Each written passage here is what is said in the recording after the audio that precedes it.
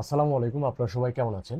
আপনারা যারা দ্রুত ওজন এবং চর্বি কমিয়ে নিজেকে ফিট করতে চান, লিন মাসেল গেইন করতে চান, ডায়েট করবেন, কিন্তু ক্লান্তি বোধ করবেন না, দুর্বলতা বোধ করবেন না, শরীরে অনেক শক্তি পাবেন এবং বারবার ক্ষুধা পাবে না, তাদের জন্য আজকের এই খাবারটা আপনারা দুপুরে এবং রাতে খেতে পারবেন।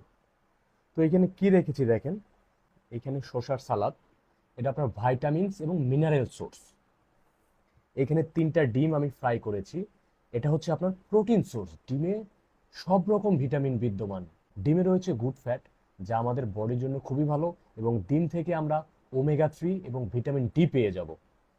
এবং এছাড়াও রেখেছি এখানে ফাইবার সোর্স। এটা হচ্ছে পুঁই শাক এবং সামান্য কিছু আলু দেওয়া। এবং এরপরে ফাইবার প্লাস প্রোটিন সোর্স, এটা হচ্ছে বুটের ডাল রান্না করা। তো বুটের ডাল থেকে আমরা প্রোটিন পেয়ে যাব, কিন্তু বুটের ডালের প্রোটিন হচ্ছে ইনকমপ্লিট প্রোটিন। এখানে 9 ইসেনশিয়াল অ্যামিনো অ্যাসিড নেই, যার কারণে এটা ইনকমপ্লিট প্রোটিন। কিন্তু এই বুটের ডালের সাথে আপনারা যদি সামান্য রাইস অ্যাড করেন, যেমন 50 গ্রাম বা 100 গ্রাম, তাহলে এটা কমপ্লিট প্রোটিন হয়ে যাবে। এবং সাথে রেখেছি লেবু। এই লেবু আপনার মেটাবলিজম স্পিড বাড়াবে, আপনার ডাইজেশন ভালো করবে। লেবু হচ্ছে ন্যাচারাল ফ্যাট বার্নার। লেবু আপনার বডিতে থাকা সকল ধরনের টক্সিন বের করতে হেল্প করবে। সুতরাং আপনারা যদি এই ধরনের একটা কম্বিনেশনে খেতে পারেন, তাহলে সারাদিন আপনারা শক্তি পাবেন এবং খুব দ্রুত আপনার ওয়েট লস ফ্যাট লস করতে পারবেন, মাসেল গেইন করতে পারবেন।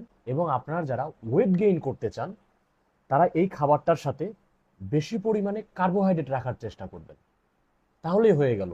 এই ধরনের একটা কম্বিনেশন আপনারা খাবারে রাখার চেষ্টা করবেন, দেখবেন খুব দ্রুত আপনারা রেজাল্ট পাবেন। বিসমিল্লাহির রহমানির রাহিম।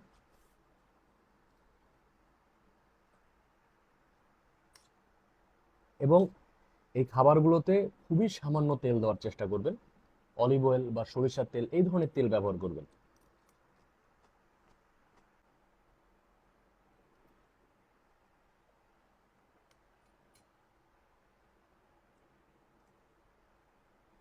তো আপনারা সবাই ভালো থাকবেন, সুস্থ থাকবেন, নিজের শরীরের প্রতি যত্ন নেবেন, অবশ্যই ডায়েট মেনটেন করবেন, হেলদি খাবার খাওয়ার চেষ্টা করবেন।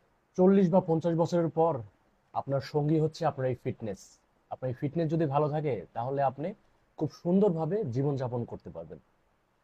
তো অবশ্যই ফিটনেসের প্রতি গুরুত্ব দিবেন।